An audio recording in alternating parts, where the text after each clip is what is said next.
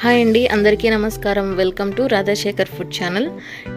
ఈరోజు మనము కోడిగుడ్డు కారం తయారు చేసుకుందామండి. ఇది అన్నం, చపాతీ, రోటీతో తింటే చాలా అంటే చాలా బాగుంటుంది. వీడియోలోకి వెళ్ళిపోయే ముందు మన ఛానల్ని ఎవరైతే ఫస్ట్ టైం చూస్తున్నారో లైక్ చేయండి, షేర్ చేయండి, సబ్స్క్రైబ్ చేసుకోండి. ఒక చిన్న డేషలో నీళ్లు పోసుకొని 4 గుడ్లు వేసుకొని, నేనైతే 4 గుడ్లతో చేస్తున్నానండి. కొద్దిగా ఉప్పు వేసుకొని స్టవ్ మీద పెట్టి 10 నిమిషాలు ఉడికించుకోవాలి. ఎగ్స్ అయితే ఉడికాయండి. ఇప్పుడు వీటిని పక్కకు తీసి కొద్దిగా చల్లనీళ్ళు పోసుకొని గుడ్ల పెంకులు తీసి ముక్కలుగా కట్ చేసుకొని పక్కన పెట్టుకోవాలి.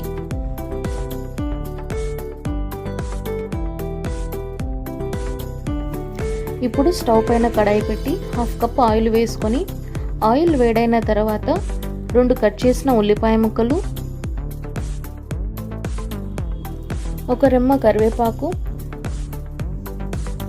ఉల్లిపాయలు త్వరగా వేగడానికి కొద్దిగా ఉప్పు వేసుకొని గోల్డెన్ కలర్ వచ్చేదాకా వేయించుకోవాలి. ఈ కారం నేను ముందే చేసి పెట్టానండి. ఇది ఎలా చేయాలంటే, ఒక మిక్సీ జార్లో కారం, ఉప్పు, జీలకర్ర వేసుకొని మెత్తగా గ్రైండ్ చేసుకోవాలి.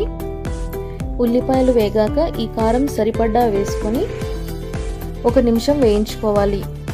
తర్వాత మనం ముందుగా కట్ చేసుకున్న ఎగ్స్ కూడా వేసుకొని బాగా కలుపుకోవాలి.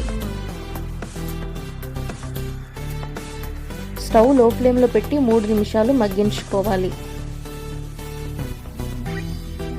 అంతేనండి, ఎటువంటి మసాలాలు లేకుండా కోడిగుడ్డు కారం తయారైంది. వేడి వేడి అన్నంలో ఈ కోడిగుడ్డు కారం వేసుకుని తింటే చాలా అంటే చాలా బాగుంటుందండి. మీరు కూడా ట్రై చేసి మీకు ఎలా వచ్చిందో కామెంట్ చేయండి.